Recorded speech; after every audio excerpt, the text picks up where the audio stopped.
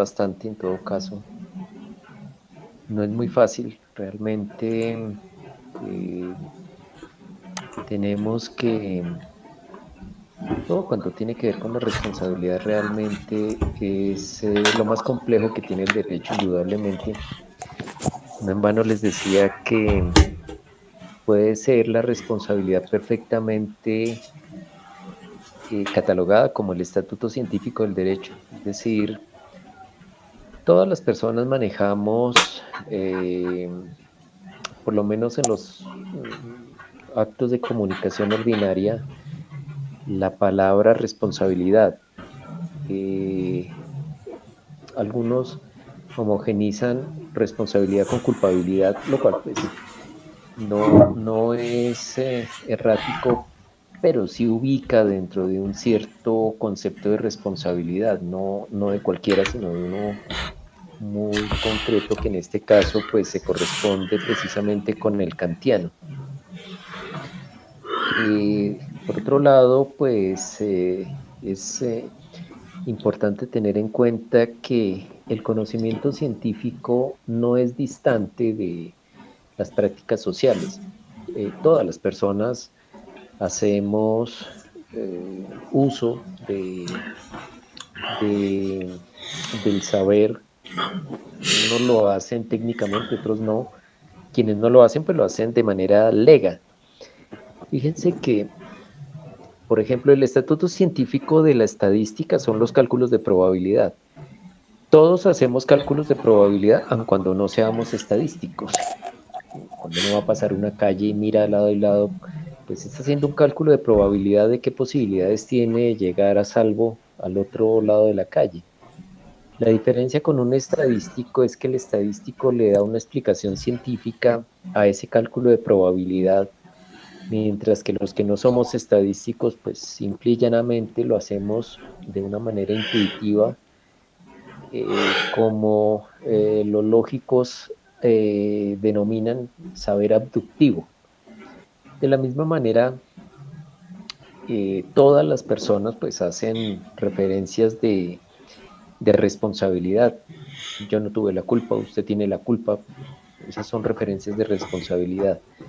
La diferencia con un jurista es precisamente que el jurista le da una explicación científica de esa consideración de responsabilidad.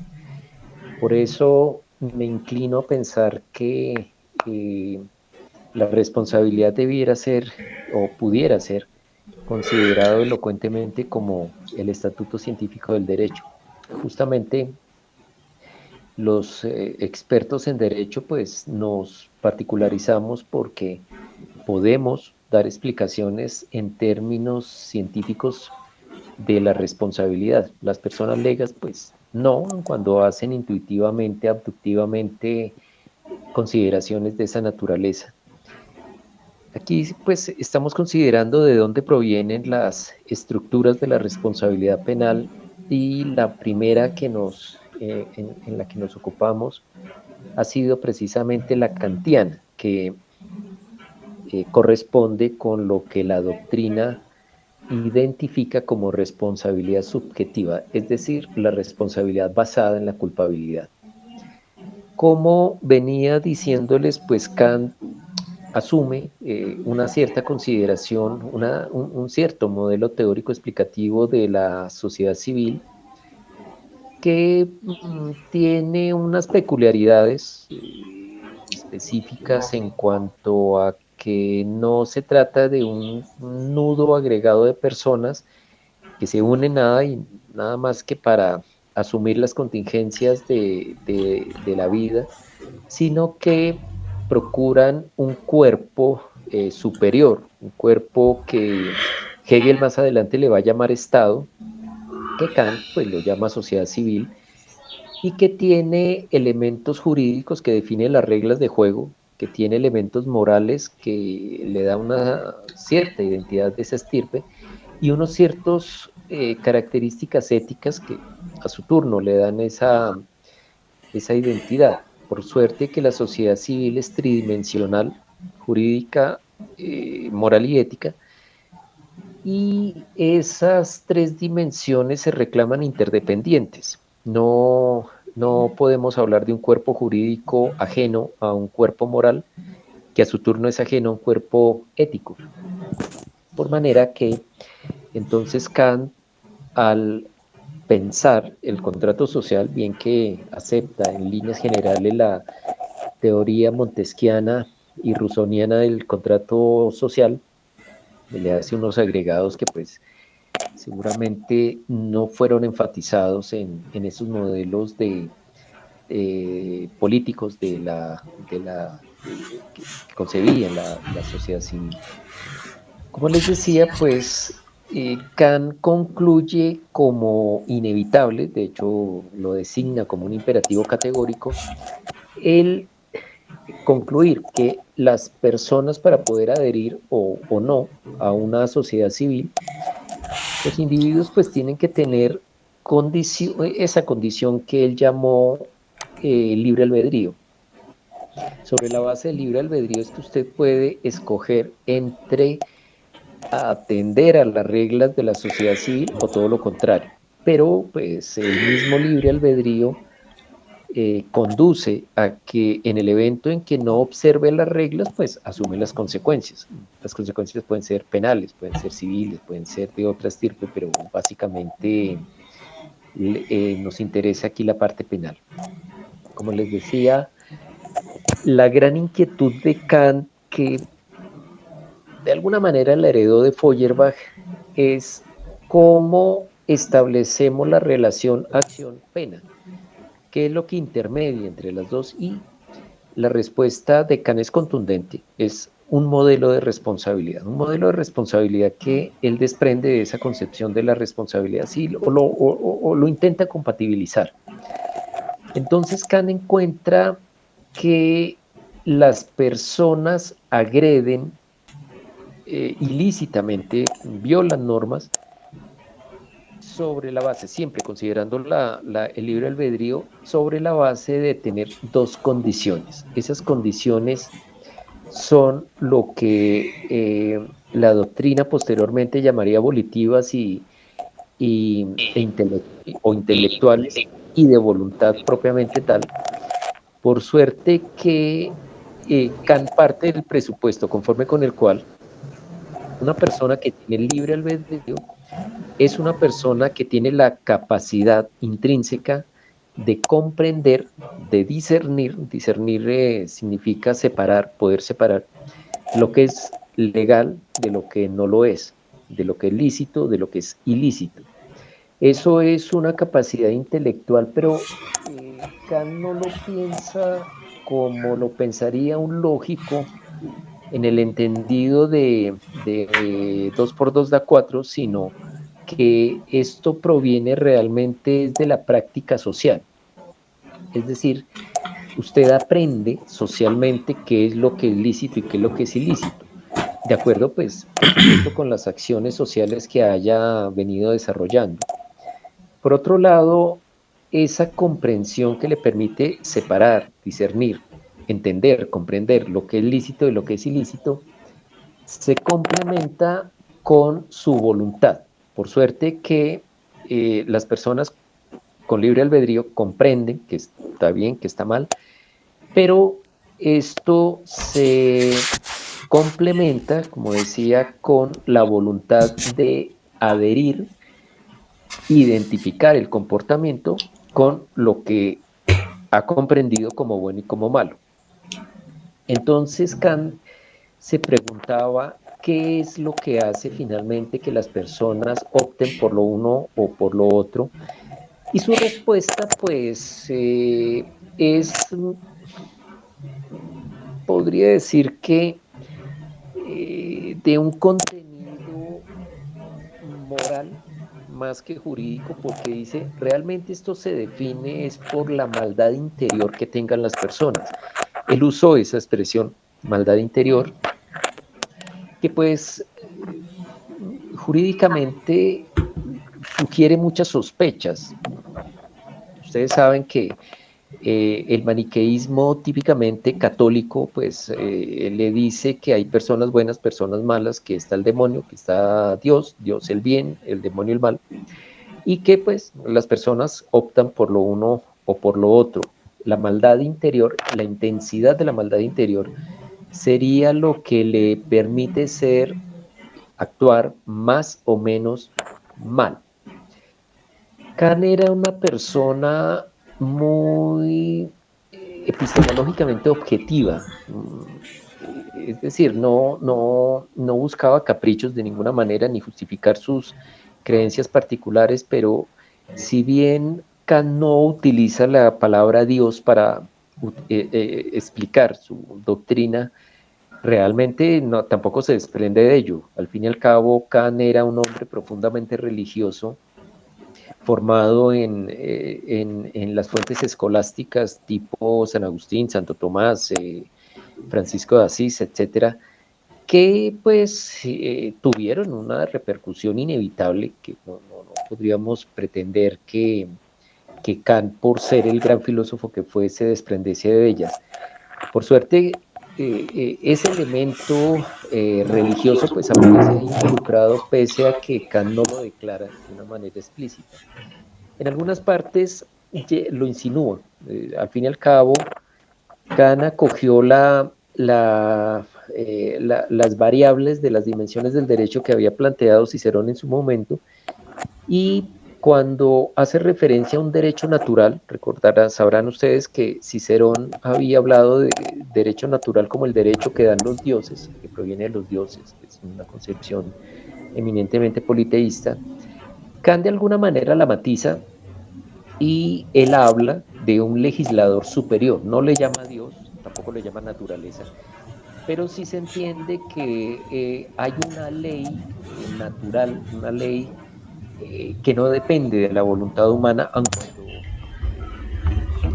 sea positivizada a través de la sociedad civil.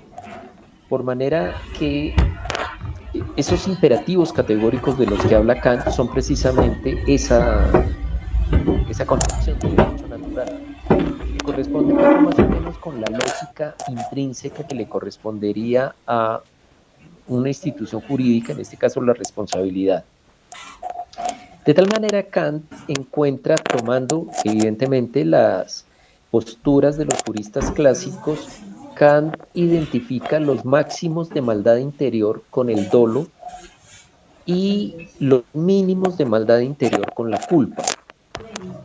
Por manera que pues asume que el comportamiento doloso es expresivo de un máximo de maldad interior y como consecuencia es de ahí que se derivan los máximos punitivos, las penas absolutas de las que hablaba Feuerbach, como la pena de muerte, corresponderían precisamente con el actuar doloso, mientras que el actuar culposo, que implica de una u otra manera deficiencias o hierros en la voluntad o en la comprensión, conlleva unos mínimos de maldad interior y con ello mínimos punitivos.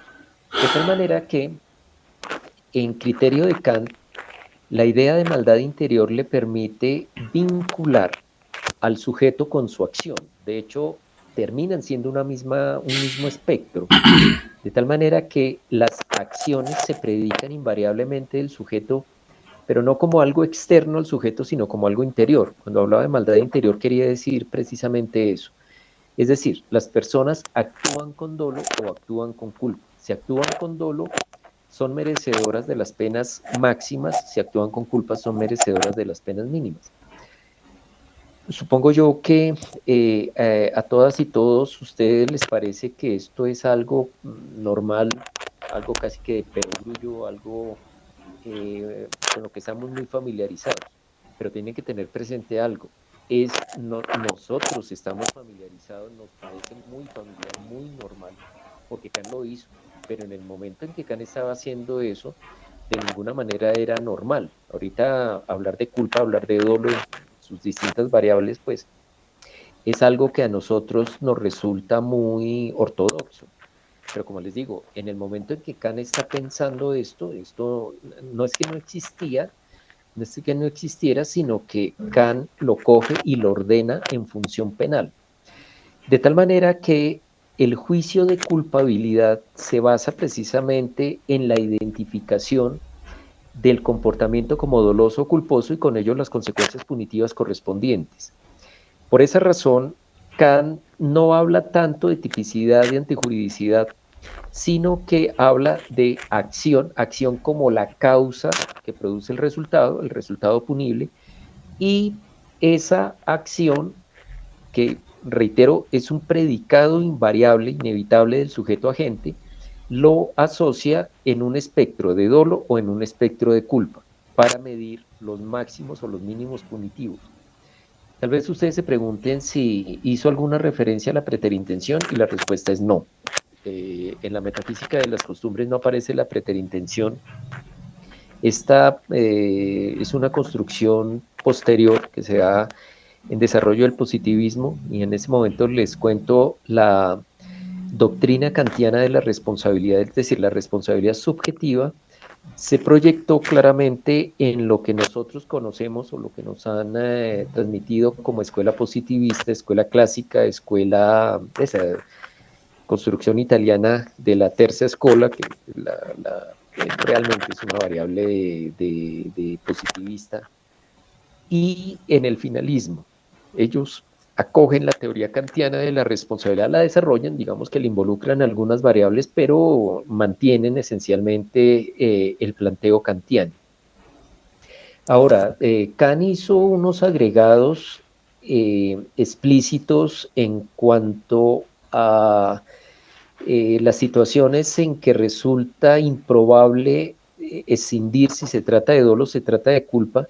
Kant decía, como pues, su visión era metajurídica, en el entendido de la metafísica, de las costumbres, que había elementos morales, elementos éticos, y él mantuvo que eh, una sociedad civil practica el derecho penal no solamente con propósitos jurídicos, sino también con los otros, morales, éticos, y que en consecuencia castigar penalmente es un asunto tan jurídico como moral y como ético, por manera que no castigar penalmente es volverse cómplice del responsable. Por esa razón, Kant acoge criterios que ya habían estado planteados antes, tales como, por ejemplo, que en el evento de duda se debe optar por la pena mayor, en el entendido de que si no se castiga adecuadamente, pues la comunidad misma se vuelve cómplice e incluso llega a decir cosas tales como, por ejemplo, que si una sociedad se vuelve cómplice y es merecedora de la pena de muerte, pues que todo el mundo muera. Es así de simple como lo planteó Kant.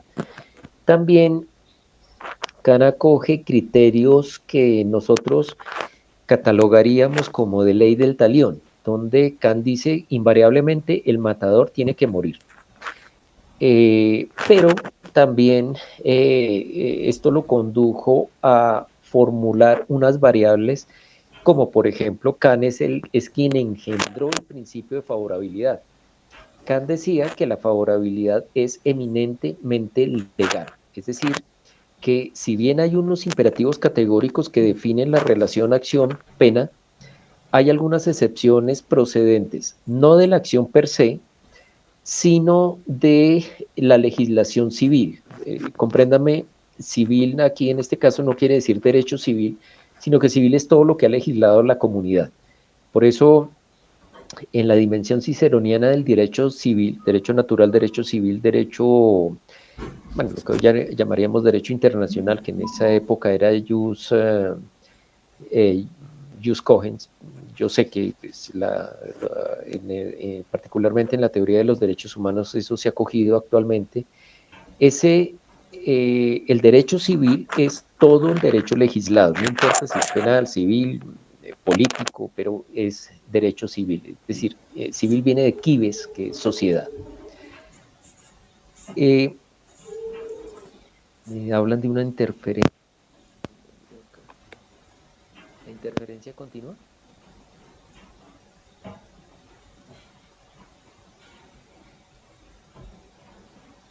Yo no escucho interferencia, no sé si se haya mejorado la calidad del sonido.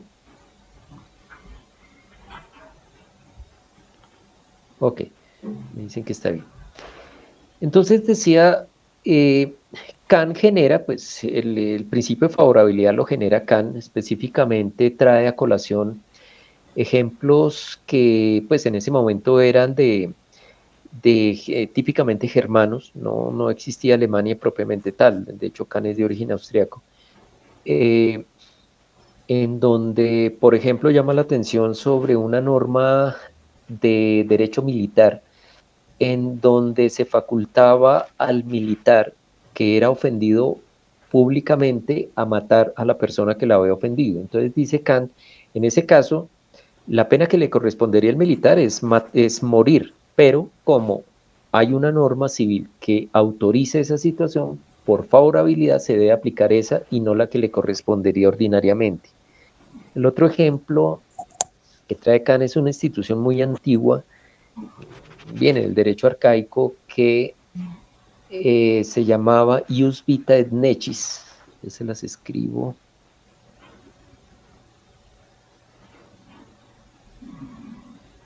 El Ius Vita et Necis era una facultad civil, de derecho civil, que autorizaba al padre, literalmente decía, del hijo monstruoso, hoy en día diríamos del hijo deforme, a quitarle la vida si consideraba que debía hacerlo. Es decir, estaba autorizado para quitarle la vida al hijo deforme y esto no tenía repercusiones de estirpe penal.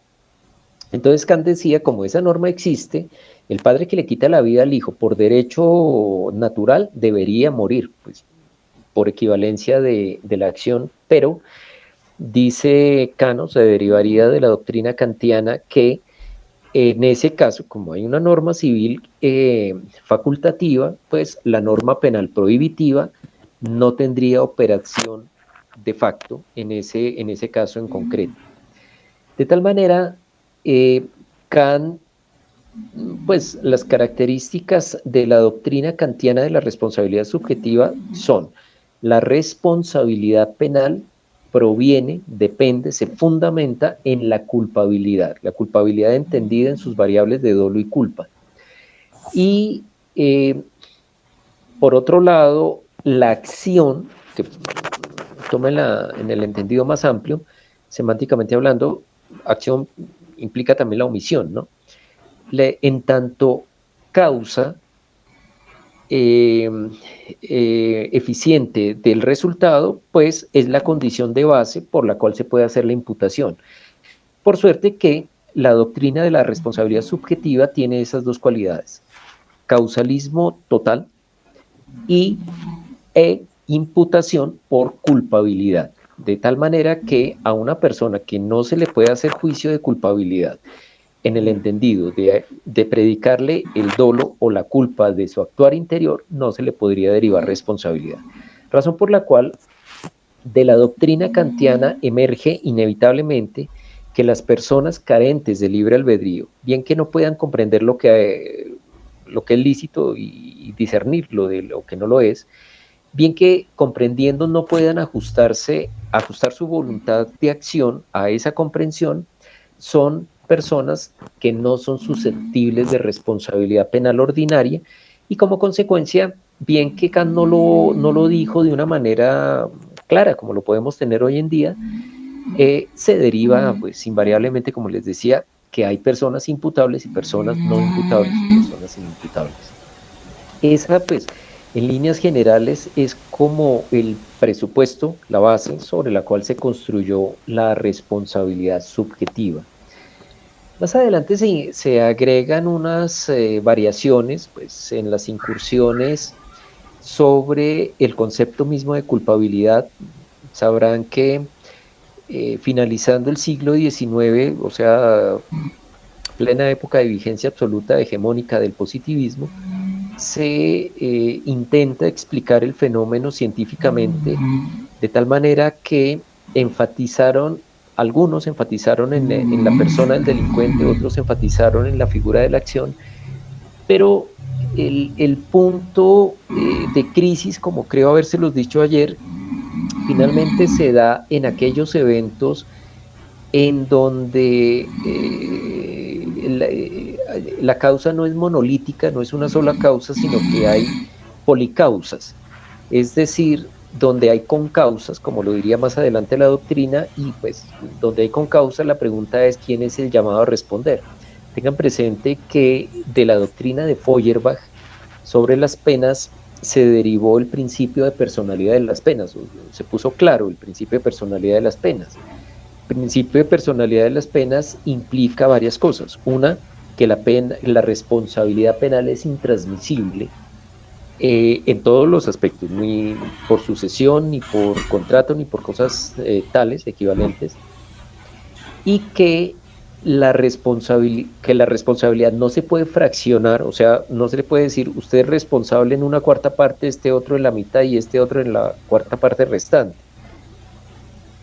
Además, la responsabilidad penal implica que no es susceptible de dividirse. En otras palabras, si tenemos varios responsables, todos responden en la totalidad, de tal manera que si tenemos coautores, van a responder cada uno por la totalidad y les va a corresponder a cada uno la totalidad de las penas. En otras palabras, la responsabilidad penal por el principio de personalidad de las penas participa de esa figura antigua que se cuestionó bastante, que fueron las famosas obligaciones correales. Las obligaciones correales implicaban que si, por ejemplo, tenemos un deudor y un acreedor y tres deudores, el acreedor le puede exigir la totalidad del pago a los tres. Obviamente, pues eso se cuestiona en el entendido de que termina siendo una fuente de enriquecimiento sin causa.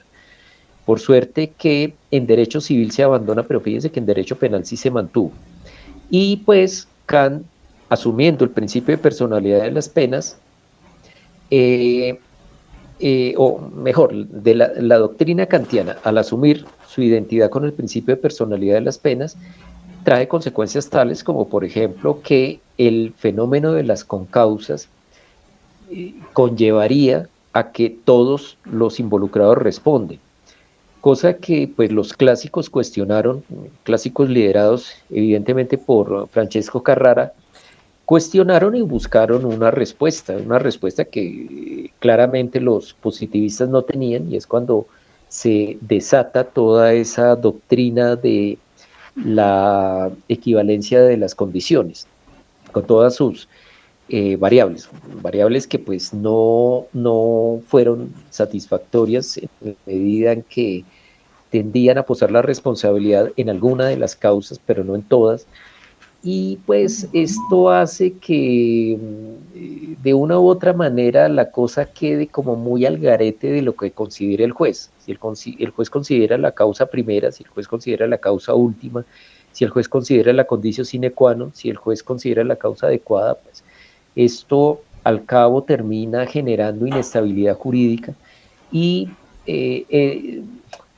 generándole ruido a la solidez aparente que tenía la doctrina kantiana de la responsabilidad.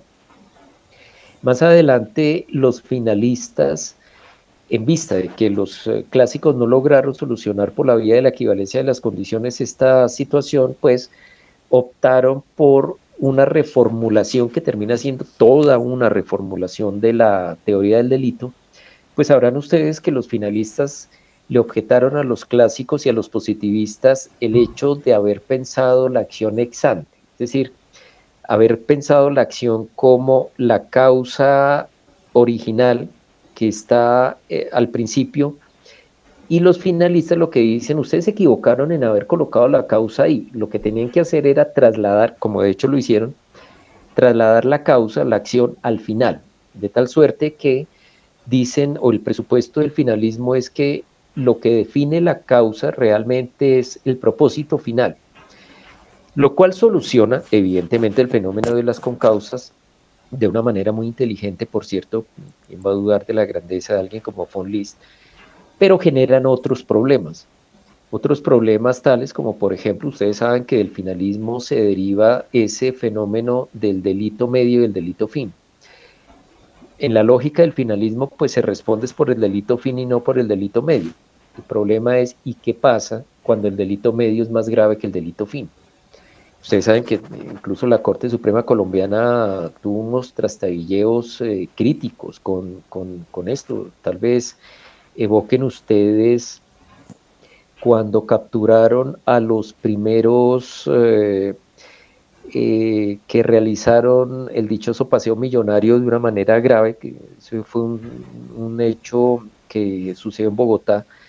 En aquella época los buses, el servicio de transporte público de élite eran los famosos buses ejecutivos, y los criminales estos secuestran un bus de esos, eh, hacen lo que hacen estas personas que empiezan a llevar a los pasajeros a los cajeros automáticos, les desocupan las cuentas, pero adicionalmente agredieron sexualmente a una chica de la Universidad de los Andes.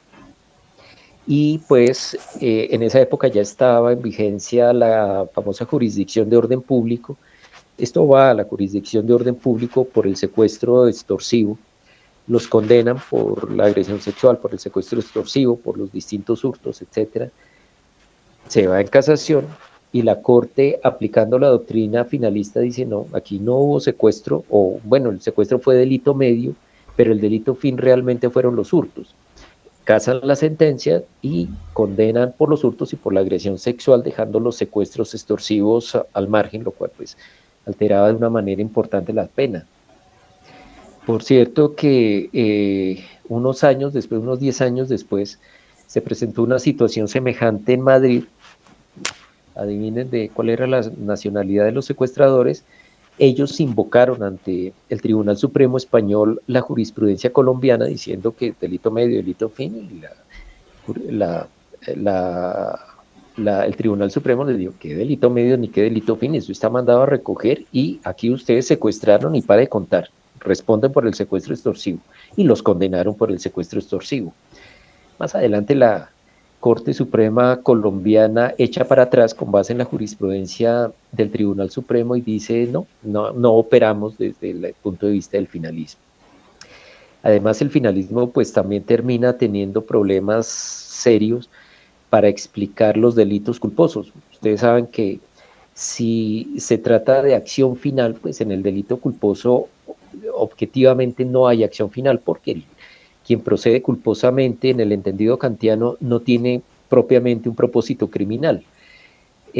Razón por la cual pues es precisamente cuando Roxin plantea su doctrina, en donde genera pues unos elementos, la causación del peligro socialmente desaprobado como presupuesto de imputación del delito culposo, y agrega unos elementos que en un momento dado tuvieron mucha acogida, como por ejemplo la coautoría impropia, pero que ha generado finalmente demasiados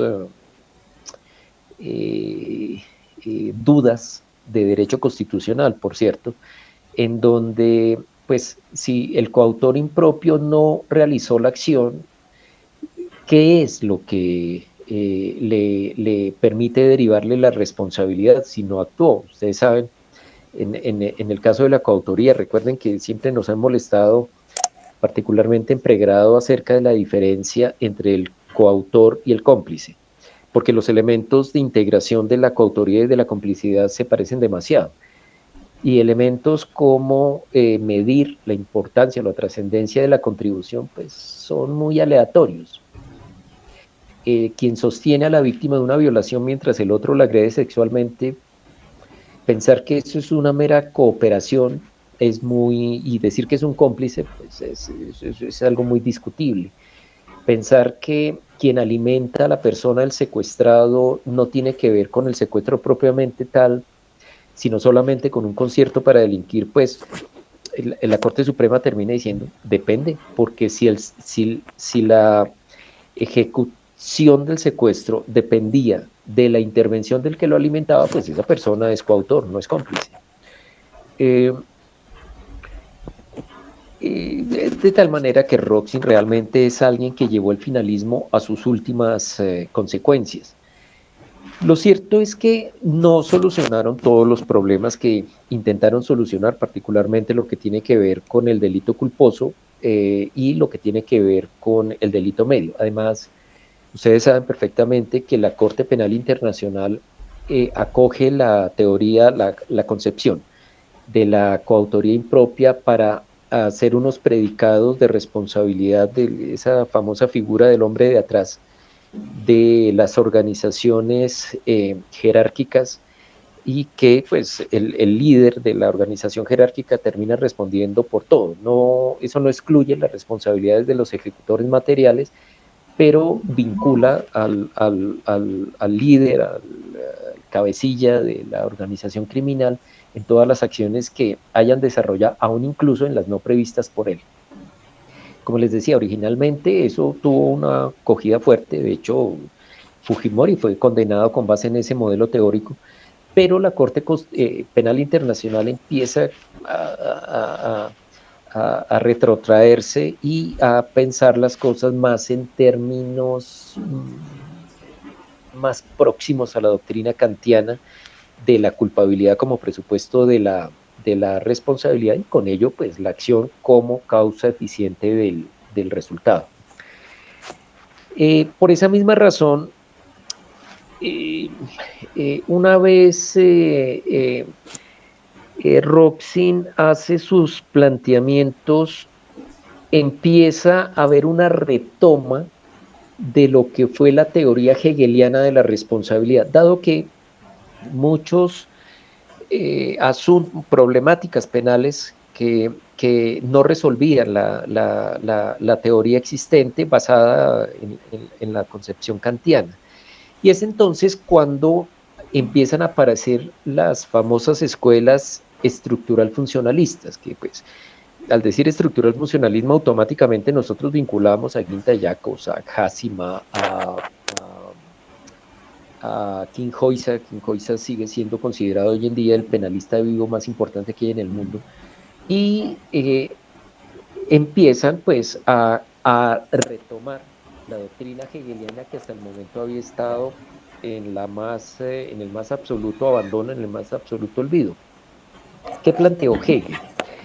Hegel, eh, ustedes saben que lo catalogaban, y bueno, lo siguen catalogando como el padre de la dialéctica. Realmente, pues, es el padre de una cierta dialéctica. Kant también era dialéctico, pero la lógica de Hegel lo condujo fue a mirar las cosas de una manera bastante matemática. Hegel asume también como dogmáticamente como principio el hecho de la existencia del contrato social. Más Hegel no mira la sociedad civil como la miraba Kant, como una integración de lo jurídico, lo moral, lo ético, sino que Hegel lo ve como algo eminentemente instrumental. Es decir, Hegel mira la sociedad civil como una estrategia de cara a las contingencias que implican los azares de la vida. Es decir, los seres humanos somos seres particularmente frágiles en cuanto dependemos críticamente de los demás. Deténganse ustedes a pensar, eso es algo incuestionable, que nosotros, por más independientes que nos queramos declarar, realmente dependemos mucho de otros seres, desde lo más básico. El pan que comió usted esta mañana, pues alguien lo transportó, alguien lo vendió, alguien cultivó el trigo, alguien lo cegó, alguien hizo el pan, etcétera, etcétera, etcétera. Y sucede que sin toda esa cadena de operadores sociales interviniendo, pues sencillamente el pan no llega a la mesa de uno. Pero también la mesa, pero también el mantel de la mesa, pero también la vajilla de la mesa, pero también el colegio, porque el colegio no lo hace uno, hay profesores, hay personas que crearon el colegio, etcétera, etcétera, etcétera. Entonces, Hegel concibió la sociedad civil como un juego no en el entendido lúdico, sino como una creación humana en donde esa creación opera por la realización de las reglas. Poco más o menos, que fue el ejemplo empleado, Hegel comparaba a la sociedad civil como un juego de ajedrez. Un juego de ajedrez no depende de que usted tenga un cuadrado con cuadrículas 8 por 8, unas negras, otras blancas alternadas, y que tenga unas fichas, alfiles, peones, rey, reina, etcétera, sino que el ajedrez consiste en aplicar las reglas del ajedrez. En otras palabras, usted juega ajedrez en la medida en que aplique las reglas del ajedrez. Si no tiene cuadrado, sino que hace una cuadrícula con el dedo en la tierra, pues eso le sirve. Si aplica las reglas del ajedrez, eso es ajedrez. Si no tiene las fichas, si utiliza hojitas o maíces o frijolitos o cosas por el estilo, pero los hace cumplir las reglas del ajedrez, pues usted está jugando ajedrez. Ahora, Hegel le diría, ¿cómo se gana una partida de ajedrez? Pues llevando al rey contrario en condición de jaque mate, y esas son reglas constitutivas del ajedrez. Claro, si usted se pone a jugar ajedrez y en un momento dado saca una pistola, se la pone en la cabeza a su contrincante y le dice, gané. Sí, ganó, pero no es ajedrez. En consecuencia, pues jugar ajedrez es aplicar las reglas del ajedrez. Jugar las reglas sociales es realizar la sociedad civil. Por esa razón es que Hegel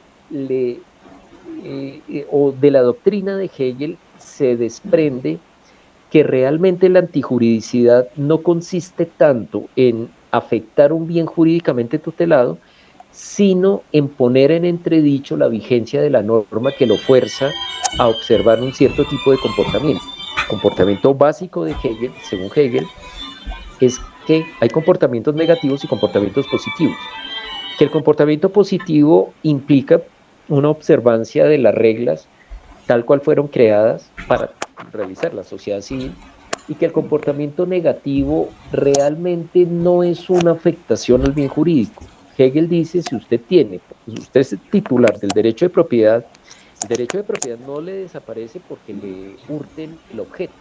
Lo que pasa es que no lo puede ejercer, pero usted sigue siendo el propietario. Entonces, Hegel le dice, aquí el problema no es que usted sepa, que usted no sepa, que usted quiera, en fin, que sea bueno o malo interiormente, sino que no observa las reglas, exactamente igual que el que no observa las reglas del ajedrez, pero sugiere o pretende que gane o el otro pierda el juego con reglas que no tienen nada que ver con el ajedrez. Entonces Hegel, en la lógica hegeliana, le dice, si usted afecta un derecho sin tener derecho a hacerlo, usted no desaparece el derecho, como les decía, el derecho sigue vigente porque eso no depende de usted.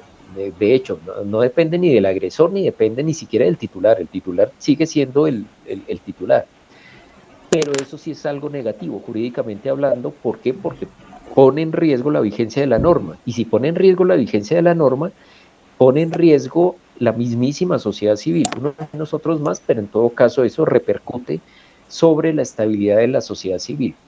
Entonces dice Hegel, aquí no es una cuestión, la pena sobreviniente no es una cuestión moral ni ética que deba hacerse porque para reivindicar los valores éticos y morales, sino que en vista de haber una incursión negativa sobre un derecho, toca positivizarlo. ¿Para qué? Para reivindicar la soberanía del Estado. Desde ese punto de vista, dice Hegel, a una acción negativa matemáticamente, para positivizarla, le tiene que corresponder otra acción negativa. Recuerden ustedes que matemáticamente a uno le enseñan desde niño que la única forma como podemos positivizar algo negativo es con otra cosa negativa. Menos por menos da más. Entonces, dice Hegel, la pena, la sanción penal, es negativa. ¿Por qué? Porque afecta a derechos de la persona. Pero tiene un efecto positivo porque restablece la dinámica de la sociedad civil y particularmente restablece lo que Hegel mismo llamó la máxima criatura, la máxima creación humana, que es el Estado. Y entonces dice, a través de la pena, el Estado vuelve a ser él, es decir, se vuelve a reafirmar como Estado. Estado entendido, pues obviamente, como una creación fenomenológicamente con valor óntico, indudablemente, pero intangible, en el entendido de usted no puede tocar esta cosa y decir, esto es el Estado. El Estado es como un imaginario, pero es una realidad. Es una realidad en torno a la cual gira toda la concepción de la sociedad civil de Hegel. De tal manera que a Hegel no le preocupa de ninguna manera el comportamiento interior del sujeto agente, entre otras cosas porque él mantiene que esa idea de la maldad interior, eso es algo aleatorio, eso es algo que termina dependiendo de criterios que escapan por completo a la concepción jurídica y en consecuencia pues no pueden sujetar la estabilidad jurídica a esa clase de criterio. Incluso en algún momento llega a decir que Kant, pues, de una u otra manera involucró sus concepciones religiosas, lo cual es cierto, indudablemente, en la concepción de la responsabilidad penal manifiesta en figuras como la maldad interior. Y Hegel llega a decir de una manera, diría que un poco amable con Kant, llega a decir que si existe Dios, no cree que tenga tiempo para dedicarse a crear normas penales. En consecuencia, lo penal es eminentemente humano, es eminentemente social y como tal debe ser considerado, por suerte. En la visión kantiana, el delito consiste en ir en contra de la norma, pare de contar, que la consecuencia de eso es una intervención del Estado negativa sobre los derechos de la persona, pero que tiene un efecto positivo en cuanto restablece la vigencia de la norma, restablece la soberanía del Estado. Esto es la base de la concepción estructural funcionalista de la responsabilidad que funciona, opera poco más o menos como se los tuvo ocasión de manifestárselos. Me dice Alejandra que hay interferencia, ¿todos la están escuchando o puedo pensar que sea cosa del ordenador?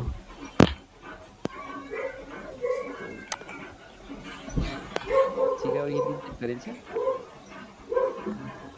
Pero ha habido momentos en que se le va el audio, pero no. Ok, porque sí, pero no me está marcando Yo que creo que haya es problemas. el Dime.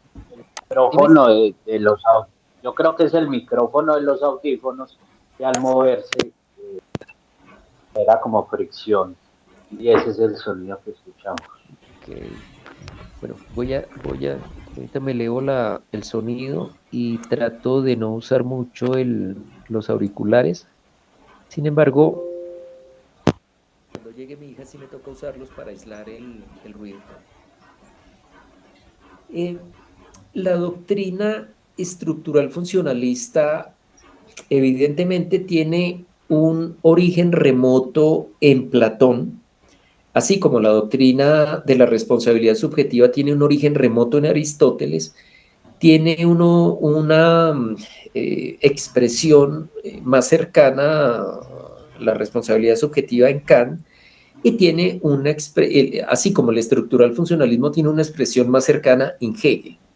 Pero sin embargo, quienes terminan generando sobre la base hegeliana un gran desarrollo de la concepción estructural funcional de la sociedad son los sociólogos como Talcott Parsons, Robert Merton, más adelante Maturana, Varela, Habermas y pues indudablemente Niklas Luhmann, que termina a través de su teoría de sistemas generando toda una concepción acabada de la sociedad vista en homogeneidad a los cuerpos biológicos, diferenciados por órganos, tejidos, células, etcétera. Y de ahí es donde se empieza a construir la idea de la familia como célula de la sociedad. Entonces, se concibe, como les decía, la sociedad como un cuerpo equivalente poco más o menos a un cuerpo biológico donde hay funciones, disfunciones, donde eh, cuando hay disfunciones, piensen que estoy haciendo un catálogo sociológico, no necesariamente jurídico, donde hay disfunciones, pues tienen que intervenir algo, alguna institución del Estado. En el cuerpo biológico, pues lo que interviene es el sistema inmunológico y a nivel social lo que interviene es el sistema jurídico, con particular énfasis en el microsistema penal. Lo cual, pues, ustedes saben perfectamente que esto termina siendo acogido por los estructural funcionalistas del derecho penal en general, pero con un cierto acento o una cierta acogida en lo que fue la construcción de Jürgen Habermas, perdón, de de Ginta Jacobs. Entonces, Jacobs básicamente toma, a partir de Hegel, a partir de los aditamentos que tuvieron los estructural funcionalistas, esa concepción que les describí a propósito del artículo 9 del Código Penal nuestro, en donde la responsabilidad penal tiene unas condiciones de creación de riesgo antijurídico y que pues es consulta de la naturaleza misma de la titularidad de los derechos. En la doctrina de Jacobs, si una persona agrede a otra, pues le está creando un riesgo antijurídico a su integridad física, quizás a su vida, y bueno, empieza la cadena de a ver si se consolida la responsabilidad. Pero si los bienes jurídicos son disponibles, ahí ya no se crea riesgo antijurídico. Entonces, fíjense, por ejemplo, y de hecho ustedes encuentran ese ejemplo específicamente en la obra de Jacobs, en el Derecho Penal General de Jacobs.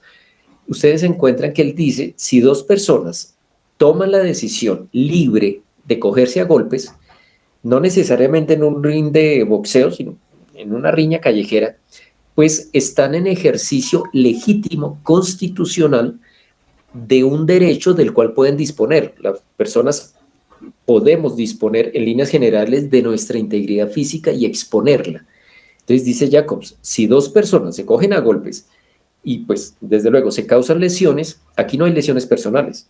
¿Por qué? Porque hay un libre ejercicio de disponibilidad de un derecho que es per se disponible.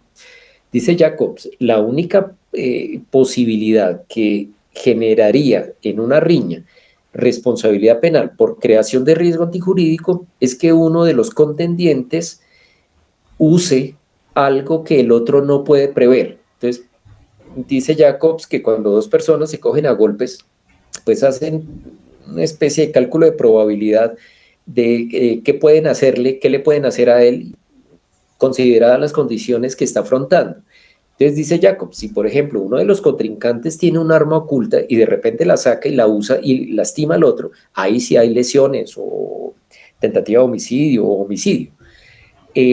Pero precisamente porque se creó un riesgo antijurídico en el entendido de que el otro no lo pudo prever. De tal manera que pues este modelo de responsabilidad se corresponde con esa concepción del estructural funcionalismo, donde las personas, más que personas, que era la consideración kantiana, somos operadores sociales. Usted opera una función que le fue asignada socialmente, bien que la asumió, bien que se la asignaron, pero usted es el ejecutor, usted es el operador. De tal manera que cuando va a operar, pues usted tiene dos opciones, o lo hace bien o lo hace mal. Si lo hace mal y crea el riesgo antijurídico que se consolida en un daño antijurídico y podía o no evitarlo, usted está llamado a responder. Entonces, ¿cómo juegan la culpa y el dolo acá? No son predicados del sujeto, son condiciones normativas, es decir, existen tipos dolosos, existen tipos culposos y se le va a imputar objetivamente a la persona el uno o el otro dependiendo de que se den la cadena, cómo se dé la cadena de elementos de la responsabilidad. ¿Puede evitarlo o no puede evitarlo? Pues ahí va a responder por el tipo doloso o el tipo culposo, dependiendo si el tipo culposo existe o no existe. Así pues, en el modelo de responsabilidad por imputación objetiva no desaparece el dolo y la culpa, se reubican, dejan de ser predicados del sujeto agente para ser elementos normativos que permiten una cierta imputación dolosa o imputación culposa, dependiendo, repito, de que se consoliden los elementos de responsabilidad correspondientes. Ahora, el dolo y la culpa en la doctrina de la imputación objetiva, en vista de ser elementos normativos del tipo, dejan de ser el presupuesto de la responsabilidad, porque el presupuesto de la responsabilidad es otro, la creación de riesgo antijurídico, para pasar a ser el fundamento de la punibilidad. Es decir, la pena la determina el tipo doloso, la pena la determina el tipo culposo y pues alguna de las dos le habrán de imponer a la persona, no porque haya actuado con dolo o con culpa, sino porque se le imputa objetivamente el tipo doloso o el tipo culposo. Eh, por supuesto que, fíjense ustedes en situaciones como la que les proponía en la mañana, de los delitos a propia mano, bueno, que la teoría clásica kantiana, pues, eran delitos a propia mano, pues eso se desdibuja por completo en esta posibilidad. Eh, Fíjense ustedes, por ejemplo, al vecino que se le dio por cuidar a la niña o al niño del otro vecino, va a responder por un tipo penal doloso. En el caso sexual, pues tendrían que ser de tipos penales dolosos cuando fíjense que la persona realmente lo que no hizo nada. La responsabilidad le proviene es de haber asumido una cierta situación y no haberse comportado como debió haberse comportado idealmente. Eso, como les decía, tiene una muy buena correspondencia con sociedades muy organizadas, donde las personas como que son muy cuadriculadas y hacen lo que les toca porque les toca, simplemente y no por virtudes o contravirtudes que puedan tener. A Niklas Luhmann, cuando genera su teoría de sistemas, a él le cuestionan que la teoría de sistemas es inhumana precisamente por eso, porque es que fíjense que si a uno no lo miran como un ser humano, sino como un operador social, pues esa dimensión de las emociones, de los sentimientos, de las sensaciones, de los presentimientos, de las anhelos, esperanzas, todas esas cosas que hacen parte de los seres humanos, fíjense que pasan a ni siquiera a un tercer plano, desaparecen, no se consideran. ¿Sí? Si usted podía saber, si no podía saber, problema suyo, a usted le tocaba saber. ¿Sí? ¿Para qué está ahí en la sociedad? ¿Para qué se volvió papá? ¿Para qué se casó? ¿Para qué se metió a tal empresa? ¿Para qué se puso a hacer tal cosa? A usted le toca asumir por el simple hecho de haber actuado. Observen ustedes que en esa concepción no tiene mayor trascendencia, por ejemplo, una discapacidad, porque a la persona con discapacidad lo que le van a decir es, pues a usted se le exige en la medida de sus posibilidades. Si su discapacidad le impedía o le impide a la sociedad hacerle cierto tipo de exigencia, pues sencillamente no le pueden derivar responsabilidad penal por eso, pero no en términos absolutos, porque otras cosas sí las podrá hacer. En consecuencia, la figura de la inimputabilidad no tiene mayor correspondencia con el estructural funcionalismo, no tiene, digamos que no es un condicionante de la estructura de la responsabilidad por imputación objetiva, pero sin embargo tampoco es incompatible y ustedes van a encontrar que los códigos de tendencia estructural funcional casi todos mantienen la idea de la inimputabilidad, más eso no es necesario. Es decir, pueden perfectamente operar el modelo de responsabilidad prescindiendo de la figura de la inimputabilidad. En últimas, pues, la inimputabilidad es propia de la concepción kantiana. Ahora quisiera como hacerles un par de precisiones, un poco yéndome más allá, porque supongo que eso lo van a ver en algún otro seminario, pero ustedes, si van al artículo 25 de nuestro Código Penal, ustedes encuentran que hay una norma, la famosa disposición de los delitos por omisión, en perfecta correspondencia con el estructural funcionalismo, es decir, con la idea de la imputación objetiva de base hegeliana, en donde la pregunta es, ¿cómo se puede imputar un delito por omisión?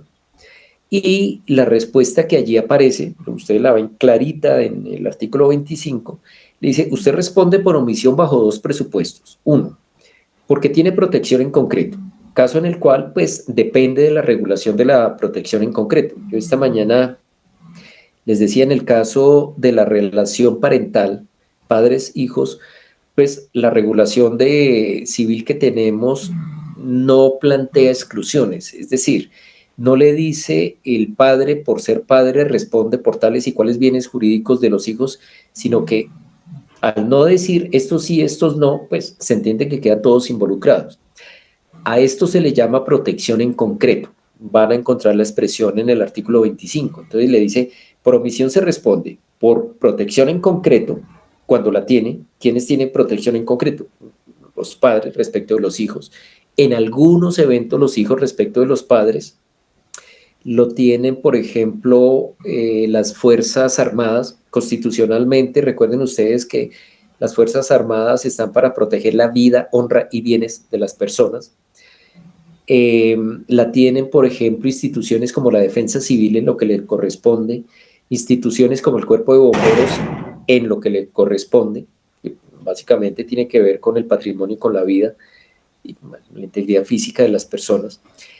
Y cuando no se tiene protección en concreto, la única manera de responder por omisión es que usted haya asumido posición de garante. Pero compréndanme una cosa, la lógica de la norma, la lógica de la institución en general es que siempre mira primero si tiene protección en concreto. Si tiene protección en concreto, ahí se queda. Es decir, mira si le es imputable o no la omisión. Si no tiene protección en concreto, esto es gradual, si no tiene protección en concreto, la única forma es que tenga posición de garante. Tengan presente, no se puede tener en simultánea las dos condiciones. Un papá no puede tener posición de garante porque tiene protección en concreto. Un bombero no tiene posición de garante porque tiene protección en concreto, al igual que un militar, al igual que un policía. En el régimen nuestro, la posición de garante tiene dos particularidades. Una, las fuentes hay un principio de tipicidad de las fuentes, es decir, son las que ustedes van a encontrar en esos numerales 1, 2, 3 y 4 que aparecen en el artículo 25. El contrato, o sea, el acto lícito, como lo dicen allí, la convivencia íntima. Íntimo no quiere decir que sea cuestión de pareja, sino si usted le arrienda o subarrienda una habitación dentro del apartamento o casa donde usted vive a otra persona, usted establece íntima convivencia con esa persona y en consecuencia adquiere posición de garante respecto a esa persona. La tercera es el hecho ilícito, obviamente peligroso, caso en el cual tiene que ser ejecutado por varias personas, y la otra es el hecho lícito, peligroso, que ahí sí tendría que ser ejecutado por una sola persona. Sin embargo, esa es la primera condición. La segunda de la posición de garante es que solamente quedan involucrados 4 bienes jurídicos: vida, integridad física, libertad y libertad, información e integridad sexual. Solamente esos 4 bienes jurídicos. Es decir, por omisión derivada de la posición de garante, solamente quedan involucrados los tipos penales que protegen esos 4 bienes jurídicos. Eso significa, por ejemplo, ustedes no pueden derivar responsabilidad por omisión en condición de posición de garante con respecto al patrimonio. Un hurto no tiene nada que ver con la posición de garante, simple y llanamente por principio de tipicidad. La norma no involucró el patrimonio dentro de esas situaciones.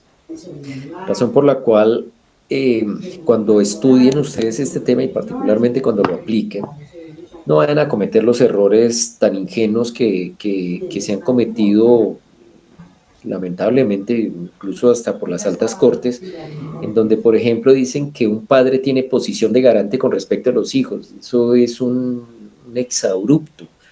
Un padre en Colombia no tiene posición de garante con respecto a sus hijos, tiene protección en concreto. También pues no se tiene protección en posición de garante con respecto al patrimonio, simple y llanamente porque el código así no lo prevé. Alguna vez recuerdo que yo fui jurado de una tesis de maestría en donde el tesista planteó la responsabilidad como posición de garante respecto de los militares en las acciones de persecución de fuerzas insurgentes.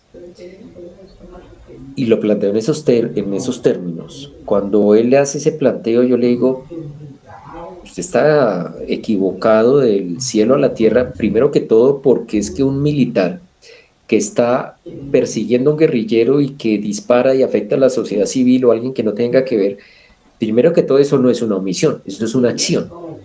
Segundo, un militar no tiene posición de garante, al menos en lo que tiene que ver con la vida, la honra y los bienes de las personas, sino que tiene protección en concreto. El estudiante en ese momento como que se confundió un poco y dijo, me saca una sentencia de la Corte Constitucional donde la Corte Constitucional dice que los militares tienen posición de garante y que responden por omisión en los casos de persecución contra la guerrilla. Ahí sí yo no tuve nada que decir, porque si se equivocó la Corte Constitucional, pues de alguna manera justifica que se equivoque un estudiante de maestría, pero lo que sí queda claro es que eso es, usando un eufemismo, un exabrupto jurídico, eso no tiene nada que ver con la institución del artículo 25. Por eso les sugiero que en el momento en que aborden a fondo este tema tengan presente que eso tiene un régimen muy rígido, muy estricto y que uno no puede salir con cuentos como que usted sí puede decir que una persona violó a otra en posición de garante. Sí, eso es completamente válido. Lo que no puede decir es que una persona hurtó a otra en posición de garante o que un papá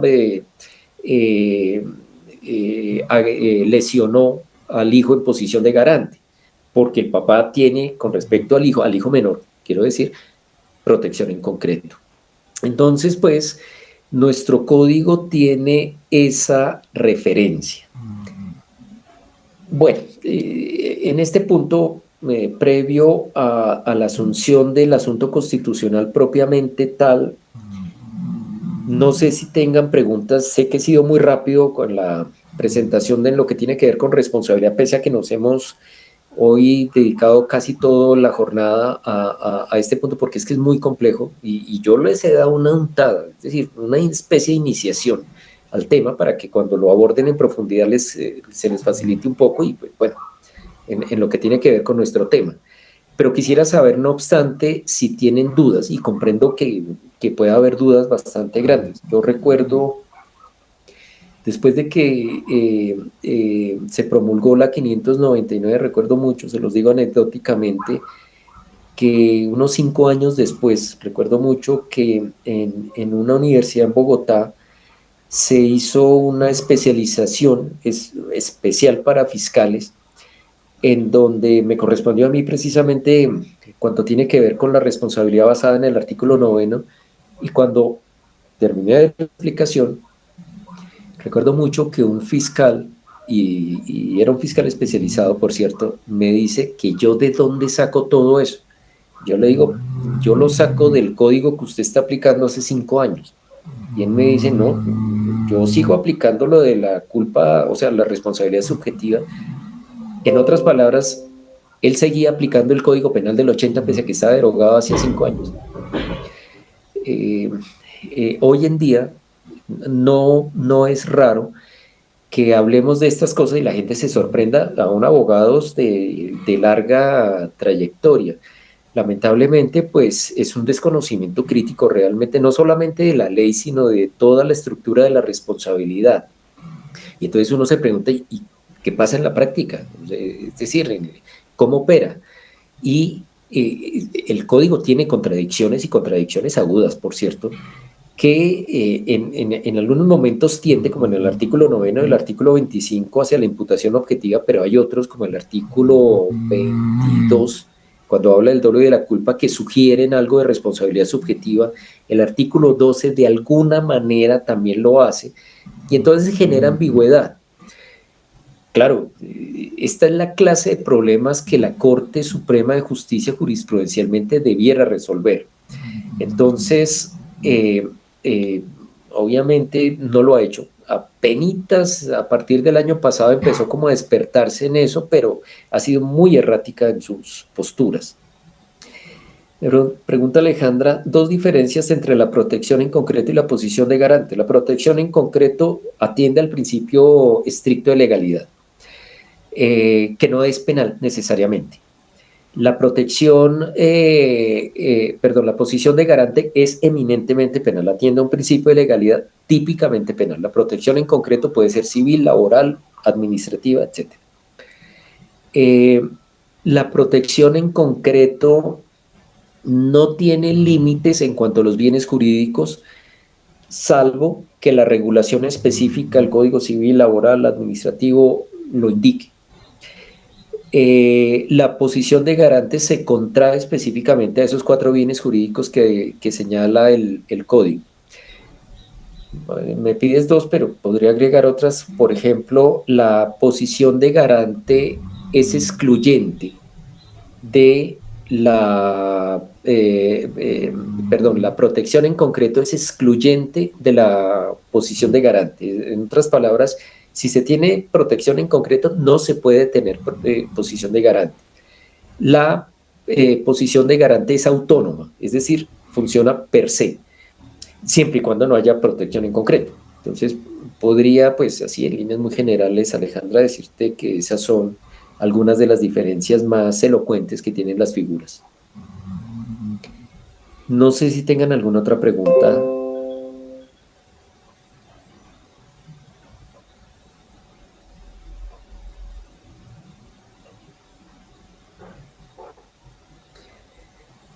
Bueno, este es un tema bien complicado, como les decía. Yo les sugiero que antes de acudir a fuentes secundarias, me refiero a los grandes tratadistas del derecho penal, vayan a la fuente. ¿Cuál es la fuente? En Kant, la metafísica de las costumbres.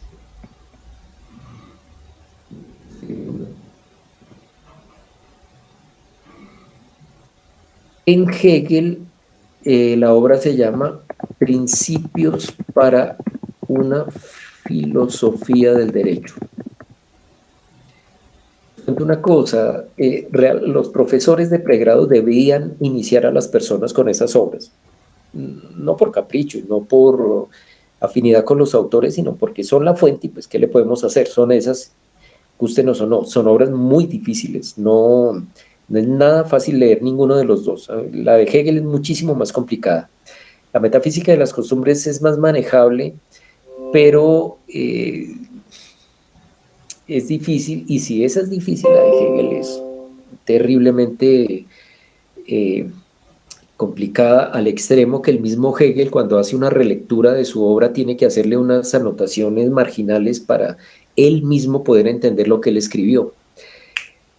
Si ustedes compran las obras o buscan las obras de la obra de Kant, la metafísica de las costumbres, aun cuando ustedes hablen alemán, les recomiendo que busquen traducciones de Adela Cortina, porque es que Adela Cortina era abogada y las traducciones son muy, muy buenas para abogados.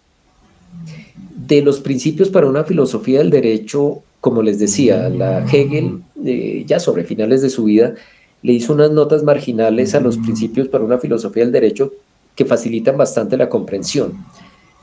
Muchísimo. En ocasiones es preferible leer las notas marginales que leer el texto por lo complicado que es.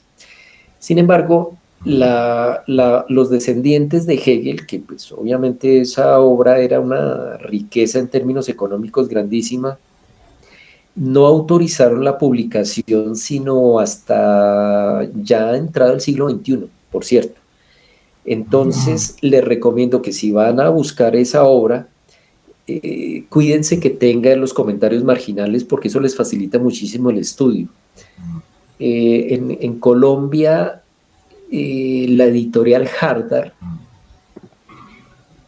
fue la que comercializó esa obra con los comentarios marginales, lo que pasa es carísima. Yo la compré hace años, por allá en el 2000 y pico. En esa época ese libro me costó como 300.000 pesos. Yo no sé cuánto puede estar costando ahorita, pero también cuentan con con la facilidad que de pronto lo encuentran en esas librerías de libreros antiguos. En Bogotá hay una que se llama El Dinosaurio, por ejemplo, que muchas veces no saben lo que están vendiendo y los venden baratísimas.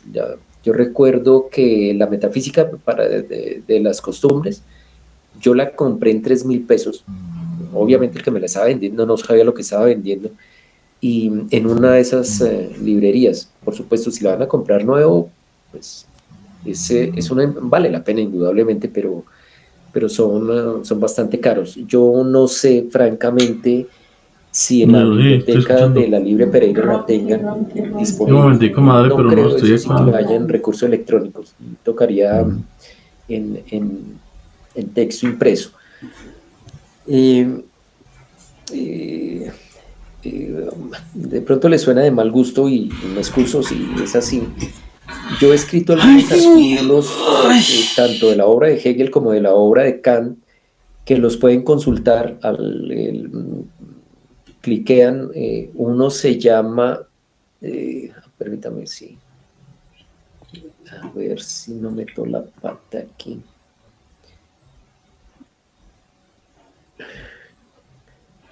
Eh, Les voy a colocar el link si lo quieren consultar.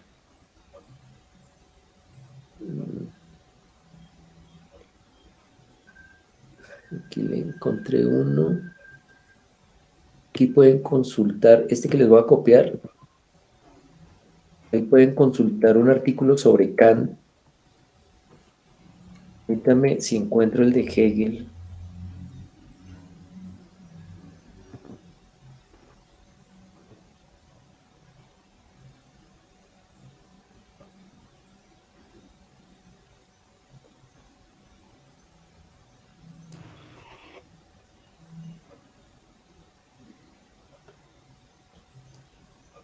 Ya les pongo el otro link donde lo pueden consultar. Son artículos que no los pueden consultar vía electrónica, vía internet, no tiene costo.